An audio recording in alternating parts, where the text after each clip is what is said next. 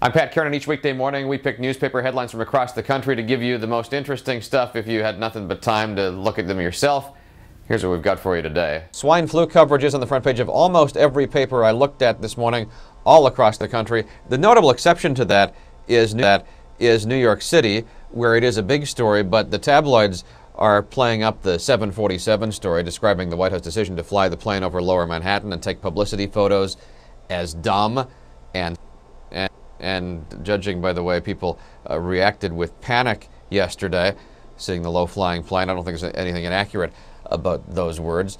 The New York Post says it was Scare Force 1, while the Daily News writes that New York Mayor Mike Bloomberg was furious about the gaffe. Coverage of the swine flu, as I said, is prominent everywhere, though it seems to take on some extra urgency in border states. Public health officials in Dallas are dealing with an increasingly nervous public. 3 local cases were confirmed there yesterday. 1 elementary school was shut, according to the report in the morning news.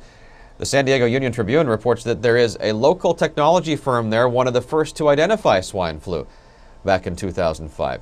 Some excellent reporting on this in the New York Times today, starting with the front page story about the Obama administration trying to find the balance between calm and an appropriate federal response.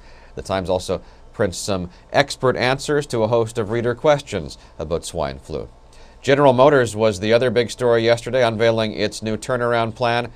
The Detroit Free Press wonders whether the company's creditors will get on board. Under the deal, the Treasury Department would be GM's majority owner.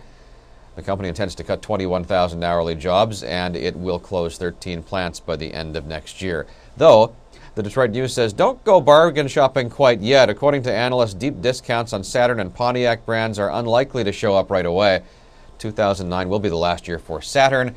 Pontiac will likely be rolling off production lines for another year. According to Judge Simon Cowell, the race for America's Next Idol is really down to 2 contestants. He says it's Adam Lambert versus Danny Gokey. That story's in the Boston Herald this morning. Across town, there's an Idol story in the Boston Globe.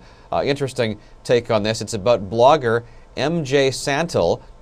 Her insights and breaking news about the top-rated show on TV draw about 60,000 readers every week to her website. You can link to the blog on the Pat's Papers website.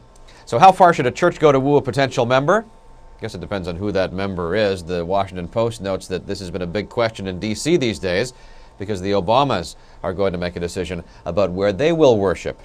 Interesting statistic in the San Francisco Chronicle, 53% of Americans change their religious affiliation at some point in their lives. A new study found for Catholics the decision's sometimes based on a disagreement over specific teachings.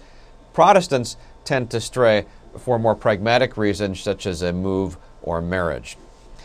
A man on a mission, says the LA Times. Salt Lake City's up in arms over Chad Hardy's quest to bare his chest in a pin-up calendar. It's a calendar that features Mormon beefcake. Church officials are so angry, the story in the Times says, that Hardy has been excommunicated and has had his degree from Brigham Young University rescinded. Finally, from the New York Post, a little change can make a big difference. Cut 100 calories, just 100, from your diet every day, and you can be on track to lose 10 pounds this year. The Post has examples of exactly what you can take away from your diet each day to add up to those 100 calories. We send out a list of our favorite stories by email each day. You can subscribe at patspapers.com, and you'll find on our main page links to all of the stories we featured today.